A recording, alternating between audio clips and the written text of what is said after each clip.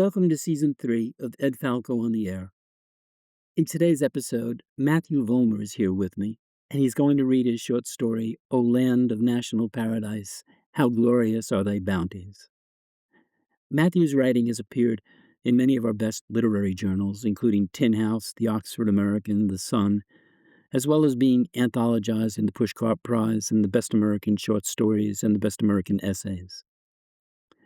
O Land of National Paradise is an early Vollmer story, originally published in the Paris Review and later included in his first collection, Future Missionaries of America, published by McAdam Cage in 2008 and later by Salt Modern Fiction. Though this early story is a traditional narrative, Matthew is a writer whose work largely resists easy categorization and gravitates toward hybrid forms, stories that masquerade as lectures or letters, essays that behave like fiction, writing in general that often challenges conventional notions of genre. In addition to his short story collections, his books include the sort of essay collections Inscriptions for Headstones, published by Outpost 19 in 2012, and Permanent Exhibit, a book that began originally as a series of Facebook posts and was published by Boa Editions in 2018. His most recent books, This World Is Not Your Home from Eastover Press in 2023, and All of Us Together in the End from Hub City Press the same year, continue to blur the boundaries between fiction and nonfiction.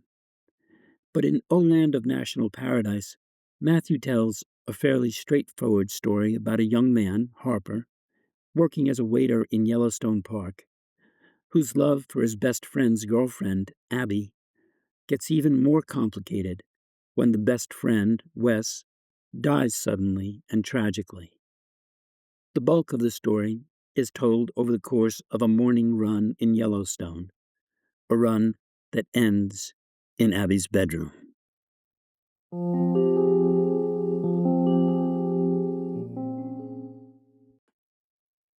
O land of national paradise, how glorious are thy bounties. At midnight, Harper exits the dining room of the Old Faithful Inn and greets the distant geysers with a loud, resonant fart. Take that, all ye fire-breathing monsters, then breaks into a run across the steamy, trembling ground.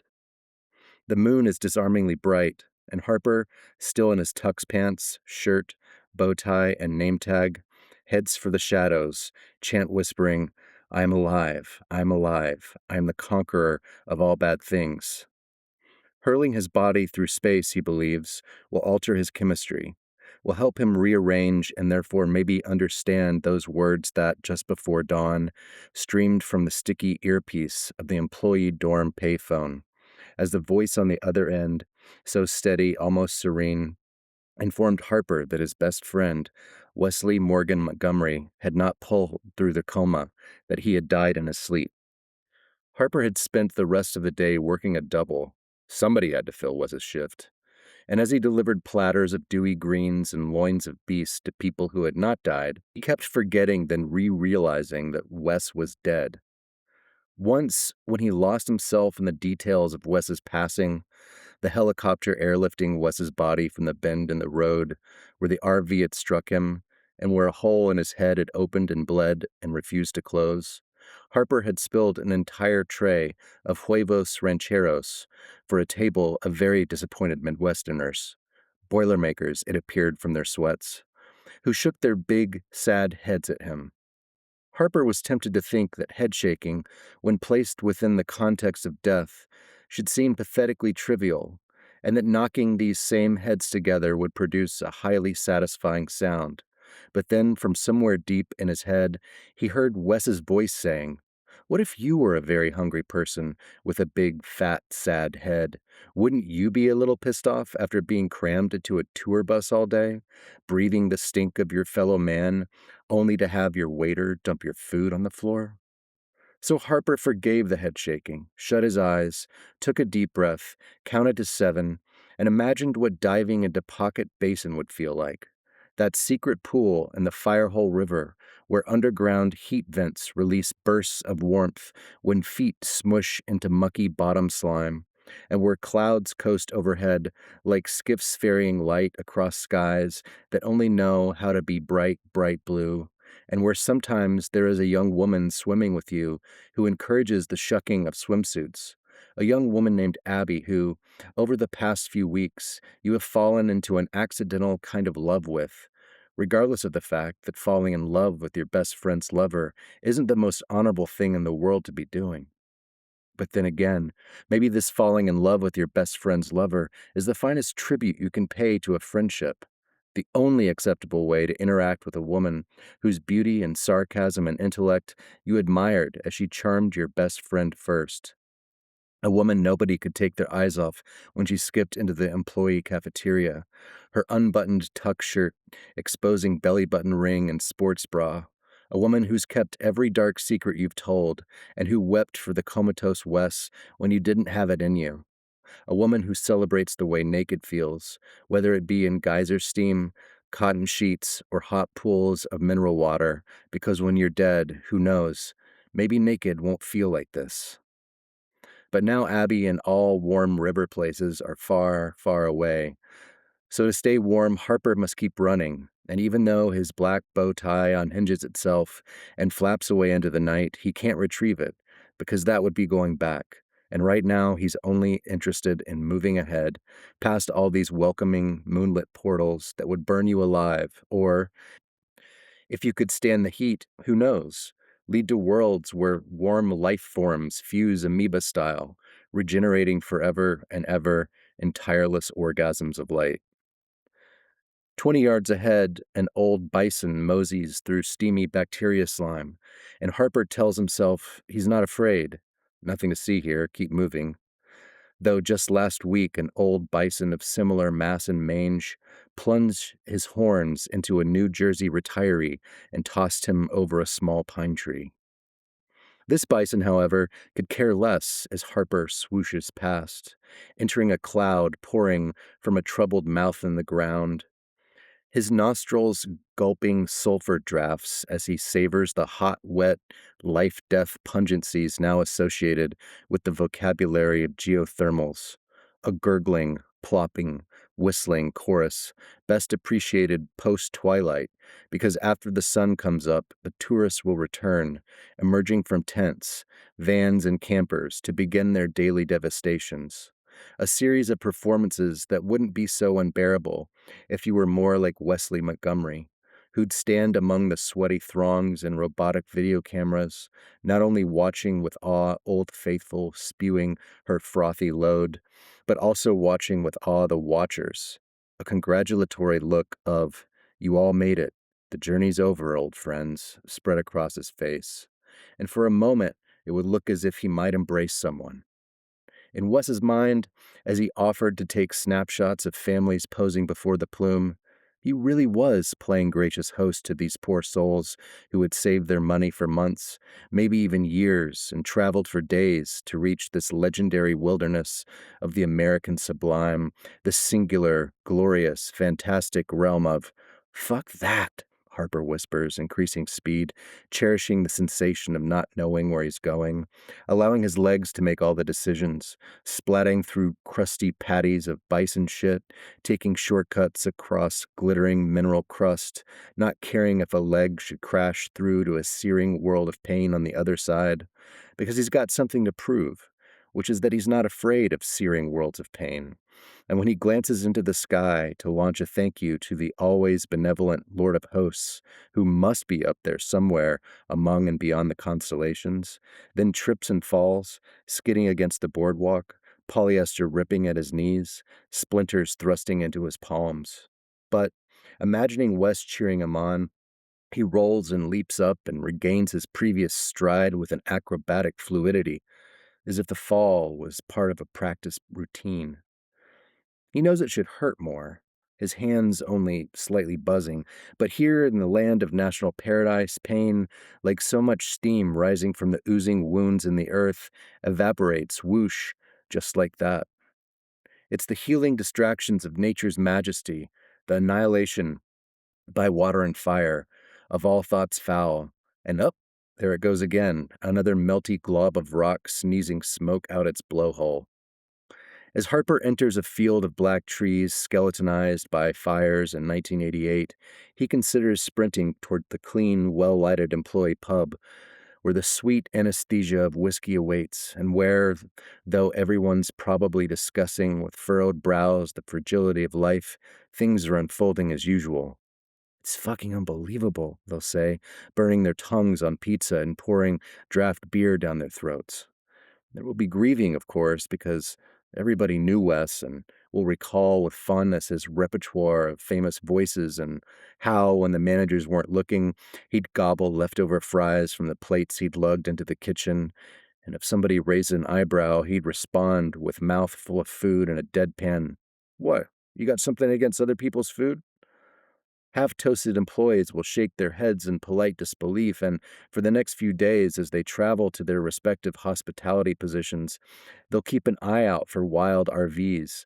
But it won't stop Eddie from breaking a new game of pool, and Heather and Tiffany from tipping back their sixth cocktail of the night, while jabbering about the coming weekend, when a group of 20-some hikers will climb to a remote glacial lake with a squishy green island in the center, where someone will lovingly procure a baggie and a wooden pipe and pass around some grade A hooch until everybody's out of their heads in their clothes. And when they return, Harper's friend, Alan from Vermont, will tell Harper that Alan's girlfriend, Jen from North Dakota, is planning an abortion. But no, that's not all, man.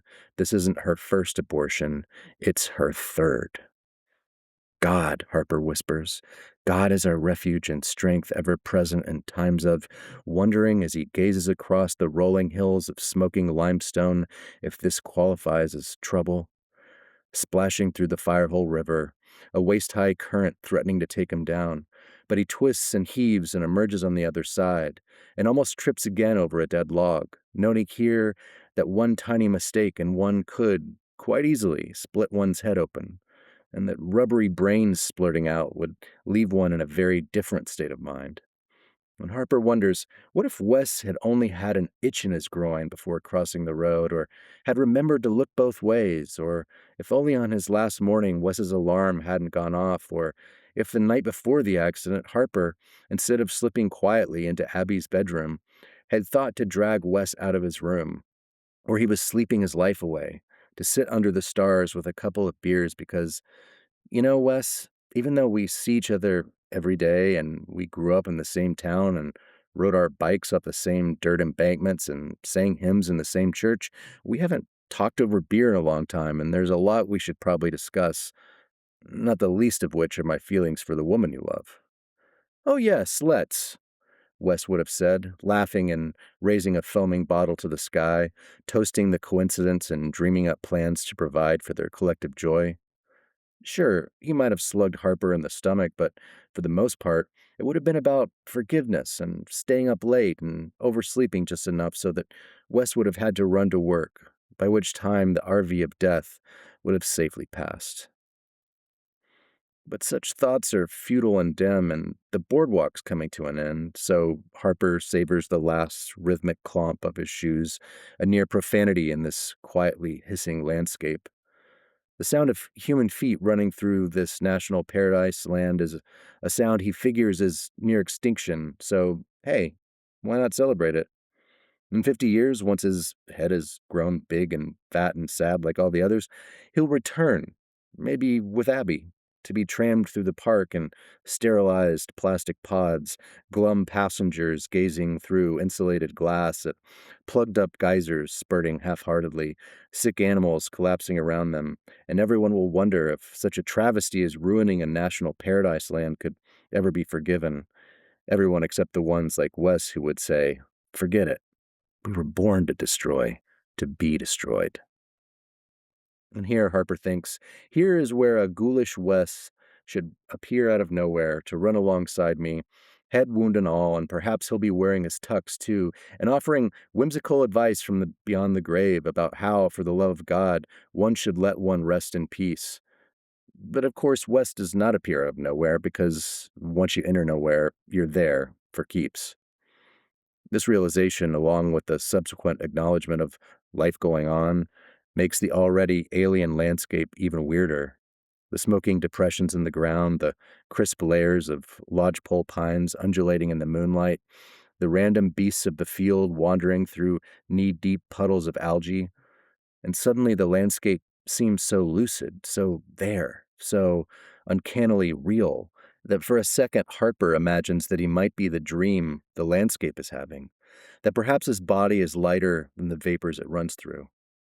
The inescapable bright white steam curdles and sways and forms under the influence of moonlight, thousands of faces, faces like the hundreds of anonymous faces he serves each day, faces wearing the doe-faced grins of manta rays, faces thinking, "Where's my rainbow trout, damn it?"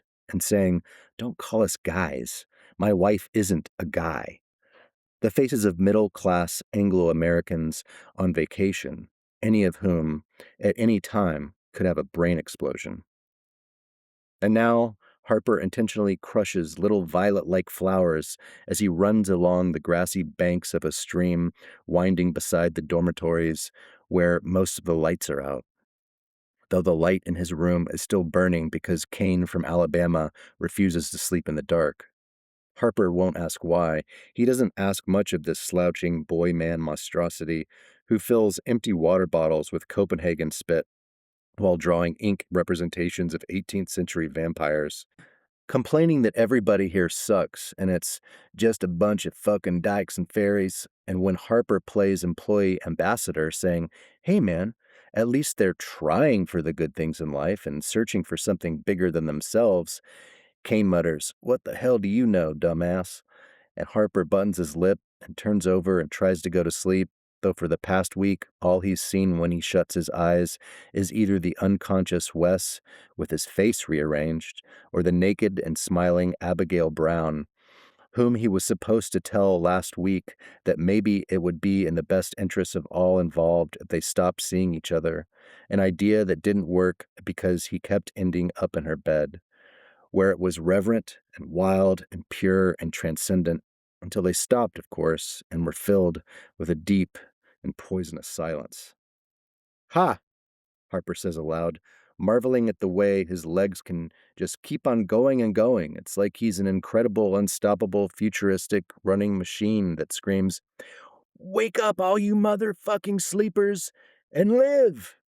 to all the rooms of the hotel, but nobody screams back at him.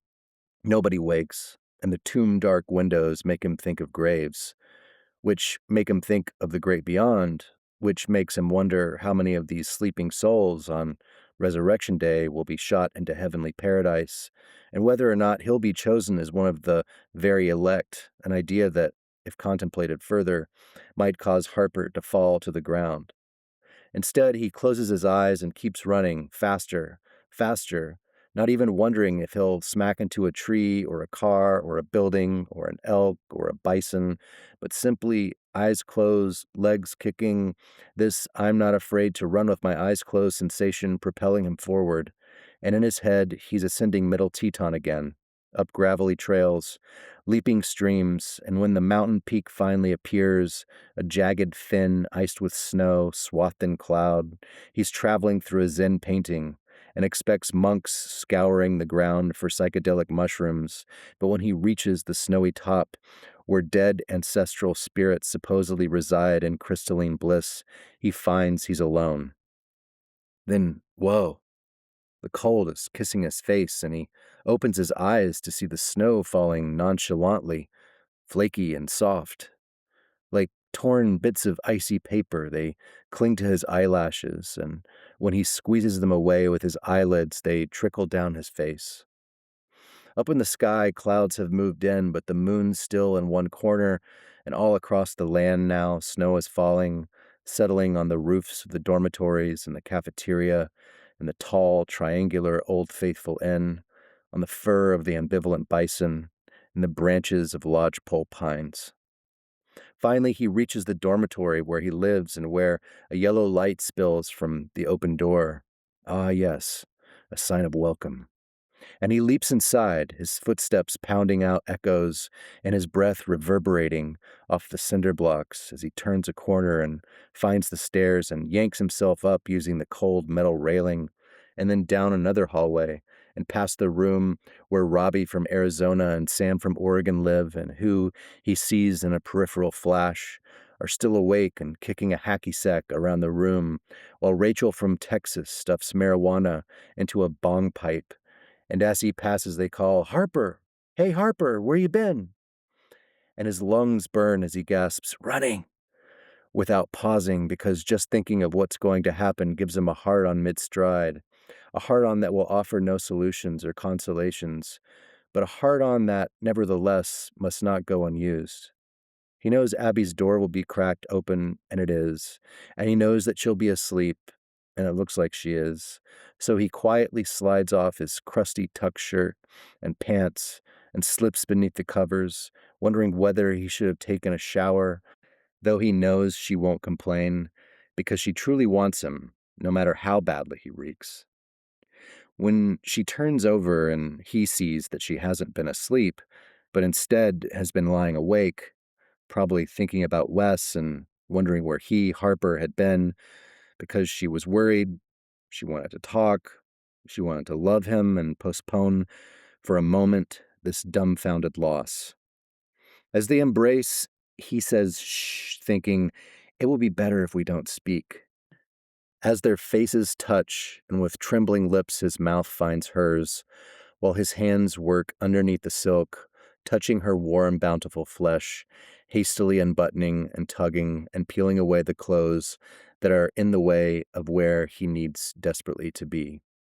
Soon, perhaps too soon, he's inside, and it's the familiar sensation of being there. Ah, yes, flesh against flesh, nervous systems broadcasting glorious messages to his brain, where suddenly, mid-thrust, he begins to dream. And in this dream, he's flying, soaring over great dusty canyons, with great waterfalls spilling over the brims, zooming above great blue lakes rippling like molten glass, and dive-bombing herds of bison. And there his friends are at Pocket Basin, the people who, like Wes and Abby and himself, found themselves packing up rusted cars and puttering across vast distances to reach this point of blessed exchange, where they could find others who had done the same. A blurry-faced Wes is there, and Abby is there. Everyone is there. And they're all diving into the warm water and spitting it out of their mouths, and some are standing above the water on the shore where a hot spring begins bubbling.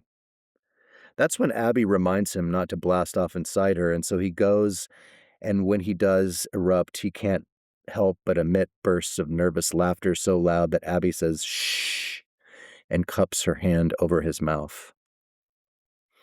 Then they lie there together, bodies burning, temples touching. Tears, not his, drop onto his face and slide down his cheek.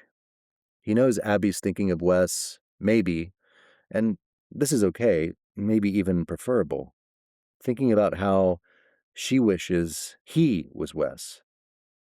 After a while, she's up, wiping off reproductive goop, and when there's a break in the clouds, moonlight spills through the window. Suddenly, it's all very sticky and stringy and disgustingly beautiful, this sex after death. But when she asks what's wrong, he says, "I'm just tired," a lie that feels like the truth. Every muscle burns as though torn and shredded. Breathing hurts. Mucously lungs rasp. He lies naked on the floor, wilting. Eyes closed, he tries to recover the dream, but it's gone. He feels the quickened flopping of his heart against his chest and wonders if he's about to go wherever Wes went. To join him in a robe of light on a golf green slope and with a flute of the finest champagne. But he can't see Wes, can't imagine his face. It's just the backs of his eyelids, which, he hypothesizes, is probably 1,000 stars brighter than death's black hole. He opens his eyes. Abby, in a grease-smudged t-shirt that looks a lot like the one Wes used to wear, kneels beside him. A faint whistling streams from her nose. He wants to squeeze her good and hard and hang on till she makes him stop. Though when her hand slides into his hair, he flinches. Just be still, she whispers, and let it out. He tries to obey, lying there quietly on the hard floor, patiently trying, but never managing to cry. As Abby's fingernails scribble through his hair, a serene and thankfully indecipherable composition seeping in through his scalp, her soft, off-key humming fills the room. He can't recognize the song, but it sounds hopeful, and he likes it. Maybe, he thinks, it's a prelude to going outside, an intro for an entering into dark and wind and snow. He imagines it now, the snow. How beautiful, how weird and tranquil and terrible. Like silence falling white, falling fast, covering and covering and covering the parts of the land that are cold. And us out in it, arms, hands, and faces, flushed with the joyous stinging of flakes as they crash into flesh, with no words at all to say how it feels.